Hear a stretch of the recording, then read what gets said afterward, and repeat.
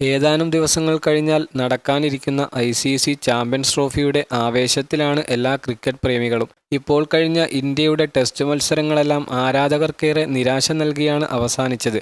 നിർഭാഗ്യവശാൽ ഇന്ത്യക്ക് ഒരുപാട് വീഴ്ചകളാണ് കഴിഞ്ഞ ഏതാനും ടെസ്റ്റ് മത്സരങ്ങളിൽ ആരാധകർ കാണാനിടയായത്. ഇന്ത്യയുടെ പ്രധാന താരങ്ങളെല്ലാം നിരാശപ്പെടുത്തുന്ന പ്രകടനങ്ങളാണ് നടത്തിയിട്ടുള്ളത്. ഇന്ത്യയുടെ നായകൻ രോഹിത് ശർമ്മയുടെ നേതൃത്വവും ബാറ്റിംഗുമെല്ലാം നിറമങ്ങിയ അവസ്ഥയിലാണ്. കഴിഞ്ഞ 10 വർഷമായി ഇന്ത്യ നിലനിർത്തിയിരുന്ന ബോർഡർ ഗവാസ്കർ ട്രോഫി ഇത്തവണ ഇന്ത്യയുടെ കൈകളിൽ നിന്നും നഷ്ടമായി.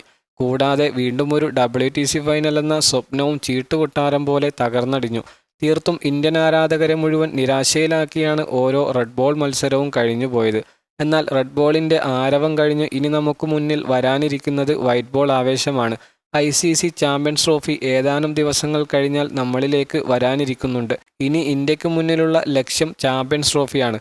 റെഡ് ബോൾ മത്സരങ്ങളിലുണ്ടായ തകർച്ചയെ മറികടക്കാൻ ടീം ഇന്ത്യ വളരെ കൂടുതൽ ശ്രദ്ധയോടെയും കരുതലോടെയും ചാമ്പ്യൻസ് ട്രോഫിയിൽ ഇറങ്ങേണ്ടതുണ്ട്.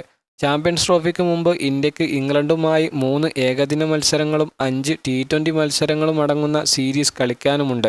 അത് കഴിഞ്ഞ് അധിക താമസമില്ലാതെ ICC ചാമ്പ്യൻസ് ട്രോഫിയും നടക്കാനിരിക്കുന്നു. ജനുവരി 23-നാണ് ഇംഗ്ലണ്ടുമായിട്ടുള്ള ആദ്യ T20ക്ക് ആരംഭം കുറിക്കുന്നത്. ചാമ്പ്യൻസ് ട്രോഫിക്കായുള്ള ഇന്ത്യയുടെ സ്ക്വാഡ് ഇതുവരെ പ്രഖ്യാപിച്ചിട്ടില്ല. ജനുവരി 12 വരെ ICC സമയം നൽകിയിട്ടുണ്ട്. അതിനുള്ളിൽ ടീം സ്ക്വാഡിനെ ICCക്ക് കൈമാറണം. കഴിഞ്ഞ റെഡ് ബോൾ മത്സരങ്ങളിൽ രോഹിത് ശർമ്മയുടെ നായകസ്ഥാനത്ത് സംഭവിച്ച വീഴ്ചകൾ കാരണം രോഹിത് ശർമ്മയോട് നായകസ്ഥാനം ഒഴിയാൻ ആവശ്യപ്പെട്ടുകൊണ്ട് പല പ്രമുഖരും രംഗത്ത് വന്നിരുന്നു. എന്നാൽ വരാനിരിക്കുന്ന ഇംഗ്ലണ്ടുമായിട്ടുള്ള സീരീസിലും ICC ചാമ്പ്യൻസ് ട്രോഫിയിലും ടീം ഇന്ത്യയെ ആര് നയിക്കുമെന്നാണ് എല്ലാ ഇന്ത്യൻ ആരാധകരും ഇപ്പോൾ ഉറ്റുനോക്കുന്നത്.